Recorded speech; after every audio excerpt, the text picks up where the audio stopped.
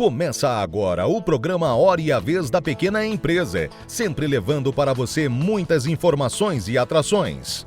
Confira o professor Edmundo Medeiros falando sobre a possibilidade de exclusão de 738.605 empresas do Simples Nacional, notificadas pela Receita Federal no dia 16 de setembro. Confira o advogado Marcos Tavares Leite comentando a recente decisão do Tribunal Superior do Trabalho sobre a cumulatividade do pagamento dos adicionais de periculosidade e insalubridade para os trabalhadores. O economista Roberto Luiz Troster fazendo uma projeção do dólar para os próximos meses. E nesta semana o presidente do Simp, Joseph Cury, recebe o presidente da ABECOM, Associação Brasileira de Comércio Eletrônico, Maurício Salvador. Fique conosco!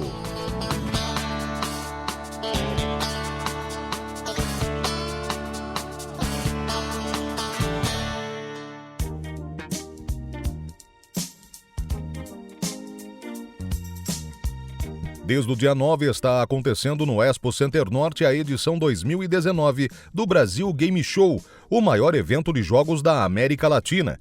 A feira vai até amanhã, dia 13 de outubro. É uma verdadeira maratona de grandes lançamentos, contando com a presença de convidados nacionais e internacionais, além de muita jogatina para quem é maluco por esse universo.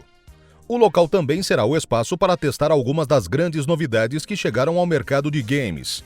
Nos estandes das principais companhias estão disponíveis para as pessoas jogarem várias demonstrações de títulos novos e relançamentos. O Expo Center Norte fica localizado na rua José Bernardo Pinto, número 333, na Vila Guilherme. Visite!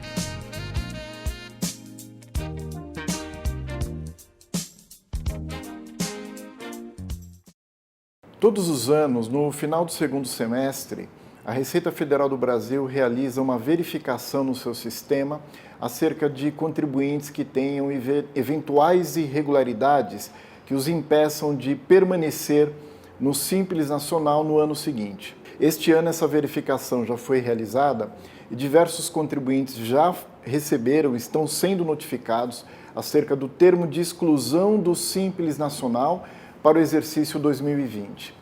Caso esse seja o seu caso, é importante que você verifique a razão invocada pela Receita Federal para a sua exclusão.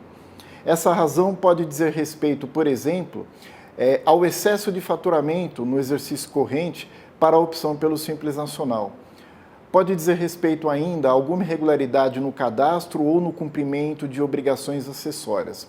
Mas a causa mais comum é a existência de débitos no âmbito do Simples Nacional. Seja qual for o motivo, a empresa que recebeu essa notificação tem um prazo, então, de 30 dias para impugnar a notificação de exclusão ou simplesmente regularizar, tornar sem efeito a situação imputada pela Receita pela mera regularização. No caso de existência de débitos no âmbito do Simples Nacional, o contribuinte pode, então, realizar o pagamento ou ainda realizar um pedido de parcelamento desse débito. No entanto, nessa segunda hipótese, a do parcelamento, o contribuinte deve estar atento a um aspecto. O Simples Nacional permite a realização de um parcelamento por ano. Portanto, se você não tem parcelamento nenhum no âmbito do Simples Nacional e recebeu a notificação de exclusão em razão da existência de débito, o pedido de parcelamento seria uma alternativa que resolveria a situação e te manteria a sua empresa no Simples Nacional no exercício de 2020. Uma outra hipótese é a notificação de exclusão pela existência de débito de uma empresa que já possui em andamento um parcelamento no âmbito do Simples Nacional. Neste caso, qual procedimento pode ser adotado? O contribuinte deve, então, desistir do parcelamento que está em andamento para que os débitos sejam, então, incluídos em um novo parcelamento feito neste ano. Isso só não pode ocorrer caso, no ano de 2019, o contribuinte tenha feito o pedido de parcelamento. Nesta hipótese, ele já teria esgotado a possibilidade de parcelamento, que é de 1 por ano, e restando a ele, portanto, somente a possibilidade de liquidação integral do débito para que permaneça no Simples Nacional no ano de 2020. Sob qualquer hipótese de exclusão, portanto, o contribuinte deve adotar providências, deve adotar medidas, e isso deve ser feito no prazo de 30 dias contados do recebimento da notificação.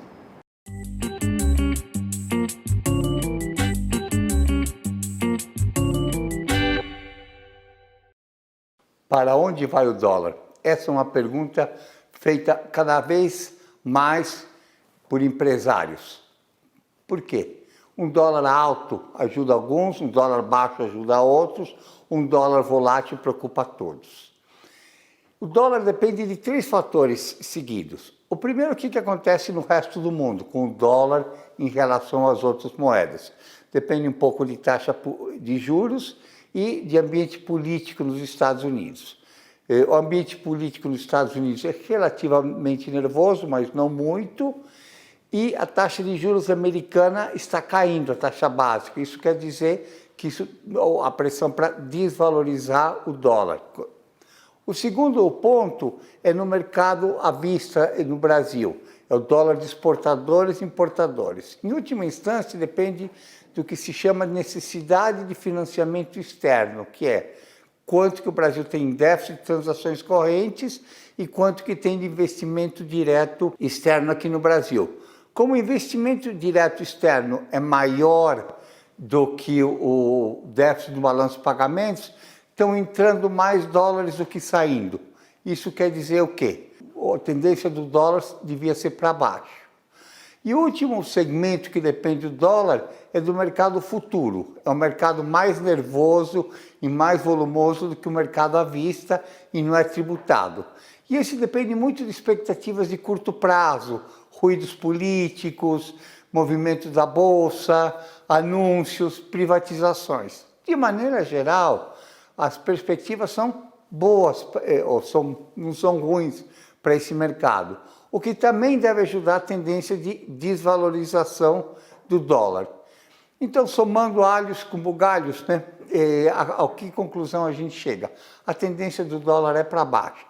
As projeções do mercado falam de um dólar em 3,95 no final do ano, mas vai ser um valor muito menor, um valor perto da casa de 3,70 por conta das razões que eu expus. É isso.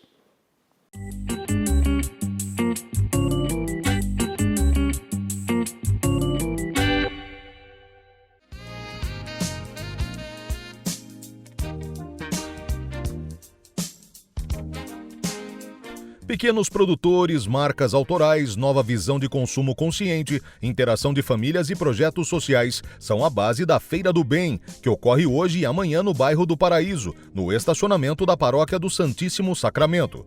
A mercearia da Feira do Bem sempre apresenta opções de geleias, pães, bolos e azeites com muita variedade de sabores.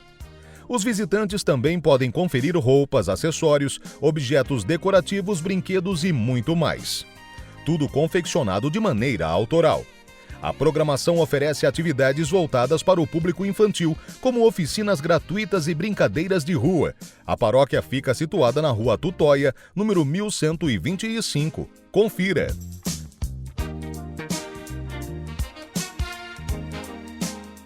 O Tribunal Superior do Trabalho, recentemente, em sede de repercussão geral, ou seja, em decisão que abrange todos os processos em andamento, decidiu uma questão importante sobre a cumulatividade do pagamento dos adicionais de periculosidade e de insalubridade. Todos esses adicionais estão previstos na Constituição e são, inclusive, referendados e reiterados na consolidação da Lei do Trabalho.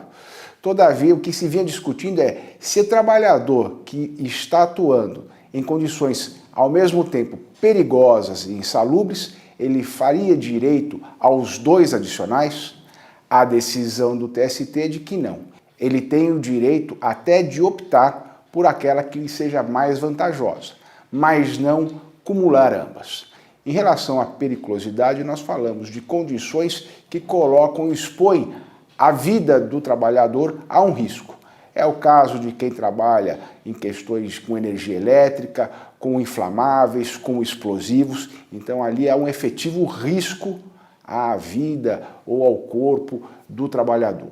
E merece, portanto, um adicional que a lei fixa em 30% sobre o seu salário base, ou seja, sem outros adicionais que possam existir sobre o seu salário.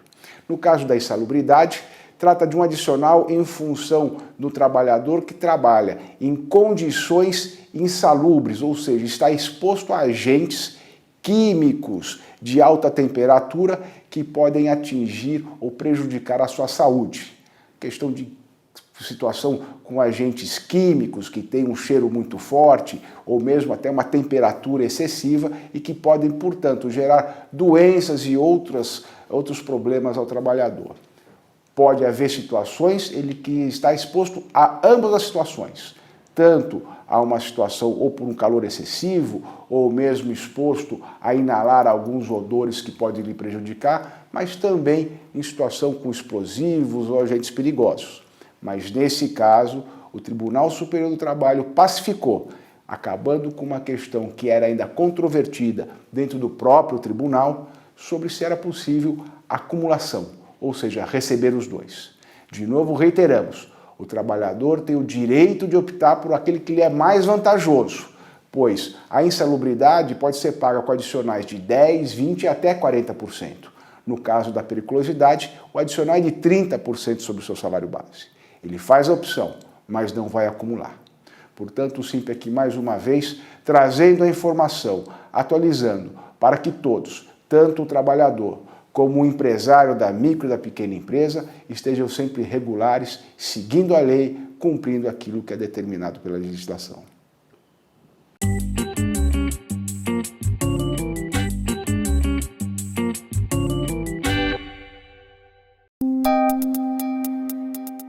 Entrevista da semana.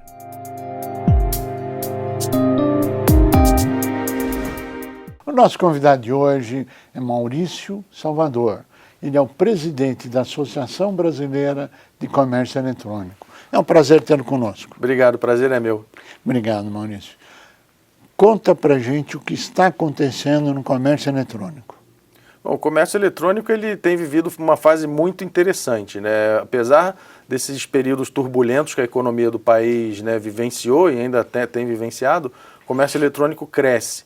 Ele vem crescendo aí em taxas médias de 16% ao ano, mesmo, né, apesar de crise. E isso se deve a dois fatores, principalmente.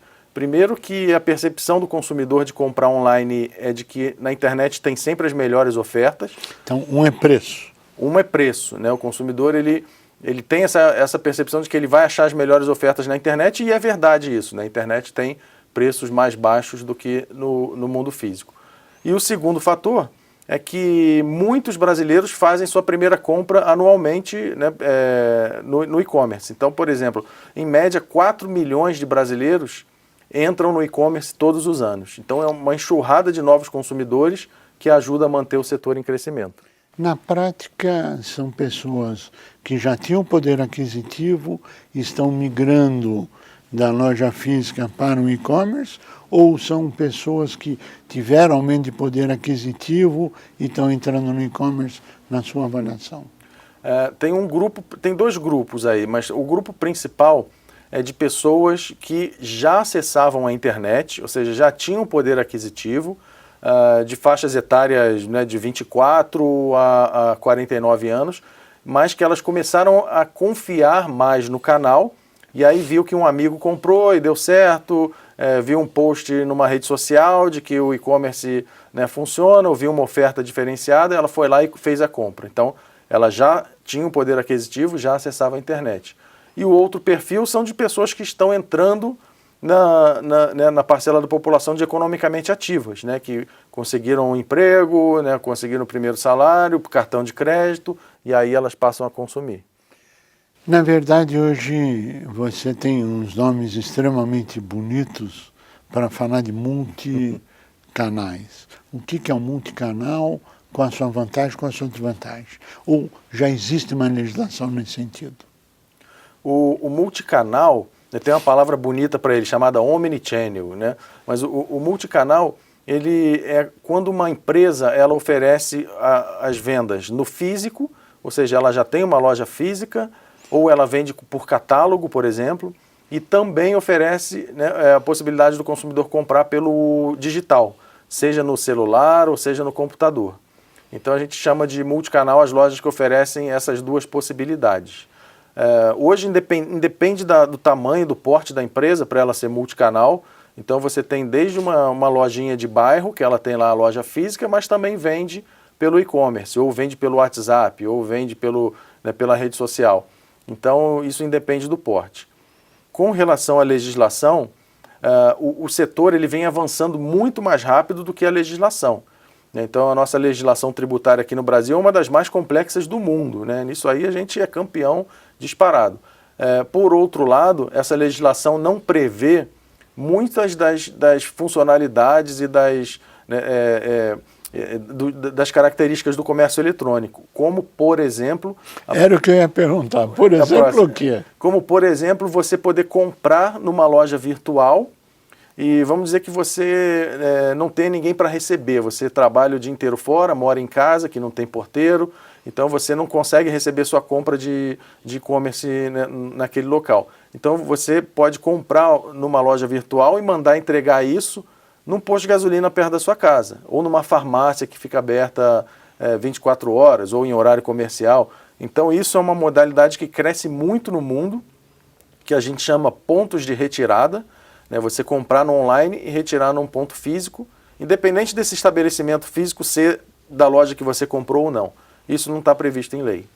Isso significa que, se fizer isso hoje, vai ter problema jurídico, é isso?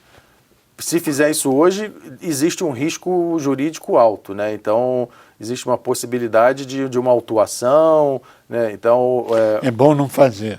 É bom não fazer. É bom ter cautela e fazer Cautela. só as coisas corretas. Isso. Bem, mas vem crescendo, vem no desenvolvimento, cada vez mais pessoas andando na mídia eletrônica, ou vamos chamar no processo eletrônico, do B2B ou B2C, é isso? Isso. O que é cada um B2B e B2C, para que quem não sabe possa entender? O B2B, a gente chama, a sigla para business to business, ou seja, quando uma empresa vende para outra empresa. E o B2C é a sigla para business to consumer, ou seja, quando uma empresa vende para o consumidor, que é o que a gente chama de varejo, né, um termo técnico. E é nessa arena que o comércio eletrônico vem crescendo muito, é isso? O comércio eletrônico ele cresce paralelamente muito forte nos dois setores. Em todas as áreas? Em todas as áreas. Quais são os campeões dentro desse ranking de produtos específicos mais vendidos? Em termos de faturamento no e-commerce, em primeiro lugar eletrodomésticos, porque tem um ticket médio elevado. Em segundo lugar eletrônicos. Em terceiro moda, né? Isso é bem interessante porque quando eu comecei a trabalhar com e-commerce, as pessoas diziam que nunca iam comprar roupa pela internet, porque a roupa você tem que experimentar, você tem que, né, sentir o tecido, mas terceira categoria mais vendida. Em quarto lugar, informática. Em quinto lugar, celulares. E em sexto, moda, beleza, saúde e medicamentos. Ou seja, em praticamente todas as áreas, está crescendo de uma forma generalizada. Sim, essas são as mais vendidas, mas hoje você pode comprar de tudo na internet, se vende de tudo, né, desde peças automotivas até alimentos, cestas gourmet, bebidas, pet shop, sex shop, então hoje se vende de tudo pela internet. Bom, para você montar uma loja virtual, o investimento inicial pode ser extremamente baixo, algo em torno de R$500, R$600. Isso é correto? Correto. Hoje a barreira de entrada no e-commerce ela é muito baixa, né? Você tendo um conhecimento mínimo ou até sem conhecimento nenhum, você consegue abrir a sua loja virtual. O problema é... O day after. O day Como é after. que você mantém a loja? Tá bom, você foi lá, fez o investimento, começou. Agora, qual o segredo para você ter o produto bom, vendável, rentável, etc.? O que você sugere baseado na sua experiência? Eu acho que, em primeiro lugar, tem que se buscar um produto bom de ser vendido, né? Porque o comércio eletrônico, ele é o que eu sempre digo, ele nada mais é do que o velho e bom comércio, só que feito na internet. Então, você tem que ter bons fornecedores, você tem que ter produtos, né, de qualidade, porque a notícia corre muito rápido na internet. Se você vende produto ruim, de qualidade ruim, você rapidamente vai ganhar... Vai ser destruído. Vai ser destruído, né? As redes sociais, os sites de reclamação. Então, né, ter bons fornecedores é um passo principal para você começar bem. Depois vem a questão de escolha de tecnologia, que é uma escolha relativamente simples. Você não precisa escolher tecnologias caras, né? Você, com uma tecnologia simples, você consegue montar a sua lojinha e começar a vender. E depois vem a divulgação, né? Que aí é onde muitas empresas falham, que é você, primeiro, ter um capital de giro, né? Então a gente falou que R$500 dá para abrir um e-commerce, dá. Mas você precisa ter um capitalzinho de giro ali para poder divulgar e atrair pessoas para a sua loja. E se ainda assim você não tiver esse capital de giro, você pode vender produtos, por exemplo, nos marketplaces, né? Você tem vários marketplaces hoje que não te cobram nada para vender lá. Eles te cobram uma comissão, né? Mas é um custo que você só paga, né, quando a venda é efetivada. E ainda assim tem que tomar cuidado, porque a comissão ela é elevada. Então, se você não tiver uma margem, se você não fizer os bons cálculos, no final do dia você vai acabar pagando para trabalhar. Nesse cenário, todo mundo ouve, todo mundo fala da modernidade e que é uma realidade. A grande pergunta é o seguinte, se nós voltarmos alguns anos para trás, a venda porta a porta era a grande coqueluche e a grande modernidade. Isto acabou, isto está sendo substituído pelo comércio eletrônico, ou no marketplace, ou no e-business, pouco importa. Qual a sua visão? Eu acho que o comércio eletrônico, ele não veio para ficar, com certeza. Ele veio para ficar, com certeza. O consumidor, e no final do dia é o consumidor quem manda, né? O Sim. consumidor é que vai dizer se ele quer comprar no físico, no digital, no celular ou na porta a porta. Então, o consumidor ele adere rapidamente, né, ao canal, né? Como eu comentei, 4 milhões de brasileiros por ano. Por outro lado, eu acho que o comércio eletrônico ele não tem que ser visto como um canal separadamente dos outros, ele tem que potencializar os outros. Então, no porta a porta, como você citou, o porta a porta eu acredito que continua muito forte, né? Principalmente se a gente vai, né, fora dos grandes centros urbanos, até nos grandes centros também. Mas a partir do momento que essas vendedoras elas passam a usar o comércio eletrônico como uma ferramenta para elas venderem mais, para elas tirarem pedidos via WhatsApp, por exemplo, para elas encontrarem novas clientes usando as redes sociais, então ela se empodera, vamos dizer assim, né, através do comércio eletrônico para vender mais no porta a porta. Quais seriam os pontos falhos hoje na legislação especificamente voltado ao e-commerce ou ao e-business? Tem vários pontos, né? A gente separa principalmente com relação ao direito do consumidor. Então hoje ainda não existe uma legislação específica para o consumidor na internet, né, que é um canal diferente. Então hoje o e-commerce ele usa, né, do Código de Defesa do Consumidor, né, antigo, né, para tomar várias decisões, né? Então isso não deixa de ser ruim, porque é um canal diferente, é uma relação diferente de consumo, né, no digital ou do físico. Então existe um projeto de lei de um novo capítulo no Código de Defesa do Consumidor, mas é um projeto de lei que já está em trâmite há anos, né? E não está no Congresso Nacional agora. Está no Senado, ele nasceu no Senado. Ele nasceu no Senado. E continua lá, não? E continua lá, está lá, já deve ter uns 6 ou 7 anos que ele está lá. E com relação à legislação tributária, né? A legislação tributária que é burocrática, principalmente para as micro e pequenas empresas. A gente teve aí um problema há 2 anos atrás com relação à partilha do ICMS, por exemplo, né, que uma loja virtual ela tem que recolher ICMS no estado onde ela está presente, e se ela vender para um consumidor de outro estado, ela tem que recolher também nesse estado onde o consumidor dela comprou. Então, cada pedido que ela tem que recolher 2 guias, né, de ICMS. Então, isso complicou muito a vida dos pequenos. A gente conseguiu uma ação, a gente conseguiu uma liminar, a gente tem uma ação de inconstitucionalidade no Supremo, né, que deve ser julgada aí nos próximos anos, né, tomara, né, porque isso ainda representa um risco jurídico. Ou seja, tem muita coisa para evoluir, muita coisa para ajudar num processo que é irreversível. É um processo atual e que, sem dúvida nenhuma, vai continuar e vai crescer nos próximos anos. sintetizando, seria mais ou menos isso. Exatamente.